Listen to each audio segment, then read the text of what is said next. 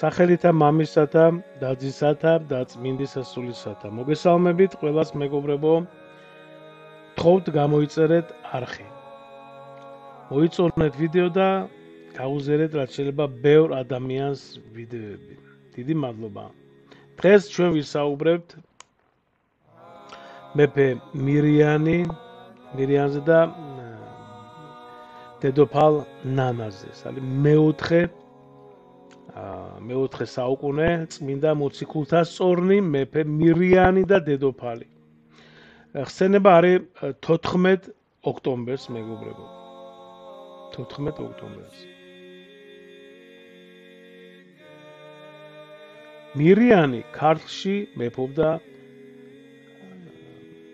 მეხუთე საუკუნის დასაწყისში. მას ცოლად ჰყავდა პონტოელი თავარსარდლის ასული ნანა.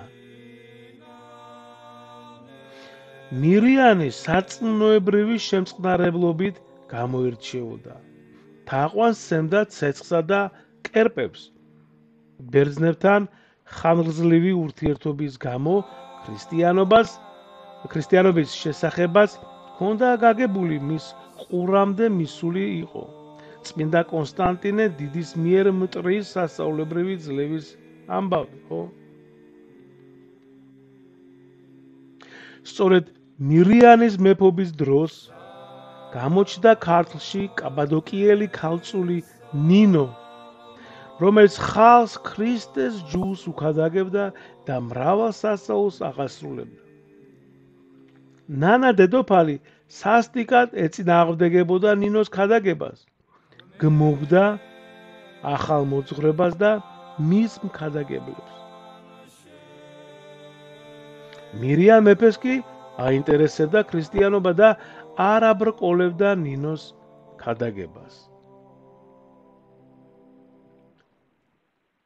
ერთხელ მან ებრაელთა დევნისაგან ფარულად დაიხსნა აბიათარ მღვდელი, მისი ასული სიდონია და სხვა ქრისტიანები.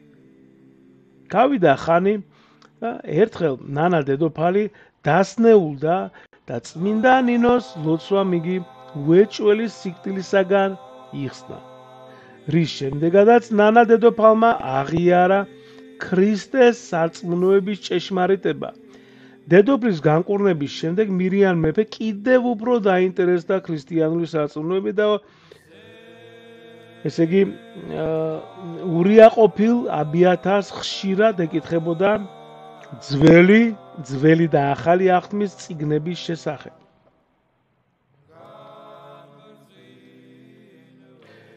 აბიათარმა მას ნებროთის წიგნი წააკითხა, მეფეს ქრისტეს ჯულზე მოქცევის სურვილი გაუჩნდა.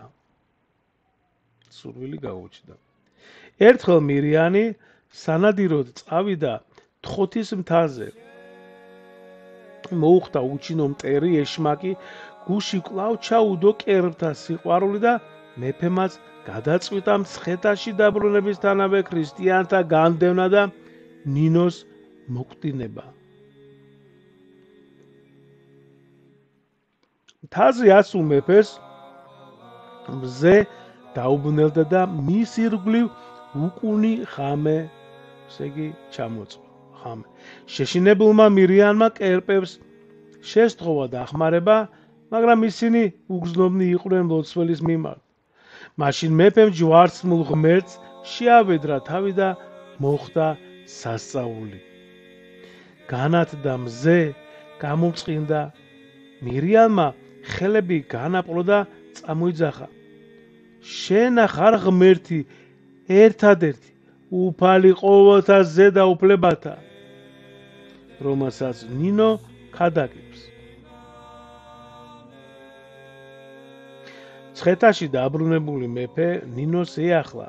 მისი რჩევით საბერძნეთის იმპერატორ კონსტანტინესთან ელჩები წარავლინა და ნათლისღების აღსასრულებლად სამღვდელობის გამოგზავნა სთხოვა. მირიანმა გადაწყვიტა კონსტანტინოპოლიდან მღვდლების ჩამოსვლამდე სამეფო ბაღში ტაძარი აეგო. ხუროებმა ნაძვის ხისაგან 7 სვეტი დაამზადეს, 6 აღმართეს, მე-7 კი ყველაზე დიდი ადგილიდან ვერ დაძრეს. ამ დროს წმინდა ნინო გუმხურვალედ ევედრებოდა უფალს, გამთენიისა ზეციდან ნათლით მოსილი ანგელოზი დაეშვა.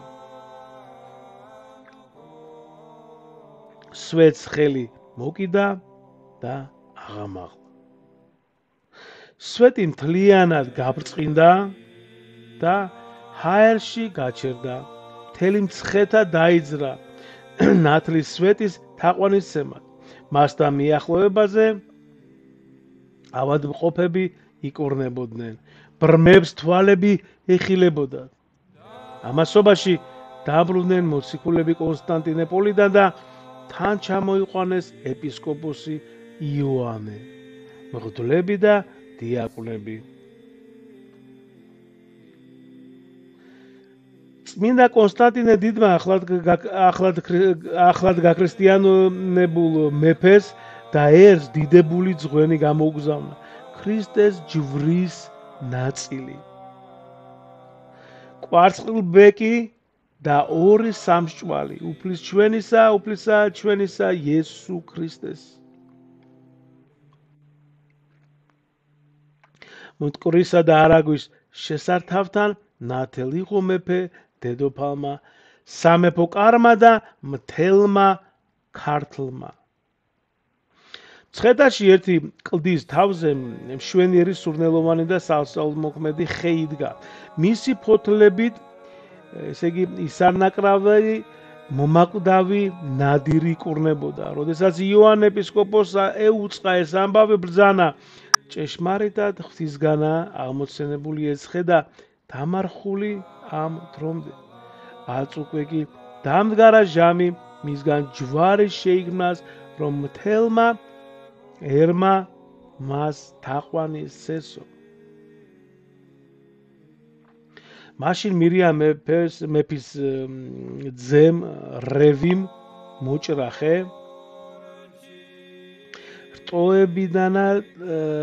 რტოებინად წამოიღო და ეკლესიის სამხრეთით, ესე იგი, აღმართა.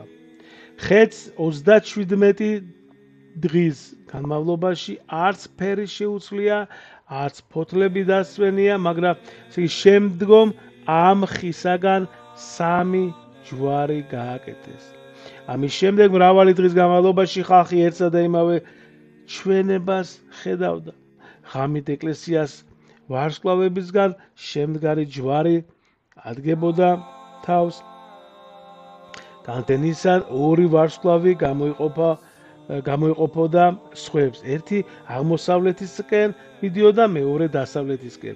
თავად ჯვარი კი არაგვის გაღმა ერთკლდოვან მთას ადგებოდა თავზე და იქიდან უჩინარდებოდა ზეცაში. ამ სასწაულის გამო წმინდა ნინოს რჩევით მირიამ მეფემ ერთი ჯვარი დასავლეთით თხუთის მთაზე აღმართა, მეორე უჯარმაში, მესამე კი არაგვის გაღმა ბორცვზე. როცა მცხეთაში ეს პატიოსანი ჯვარი აღემართა, მეგობრებო, მაშინვე ყველა კერპი დაიმსხვრა ქართლში. სიკვდილის წინ მეფე მირიანმა სამეფოს ნახევარი წმინდა ნინოს განსასვენებელს, ბოდბის ტაძარს შესწირა. თავად კი დაიბარა. ზემო ეკლესიაში, სამთავროს მონასტერში დაეკრძალა. მან არისრვა დაეკრძალა ქვემო ეკლესიაში, რომელსაც წმინდათა წმინდა იერქვა, იმ მოგზალებისა და რიდის გამო, რომელიც დიდებული ნათლის სვეტის წინაშე ჰქონდა. 2 წლის შემდეგ გარდაიცვალა ნანა დედოფალიც და დაკრძალეს იქვე მირიამ მეფის გვერდით.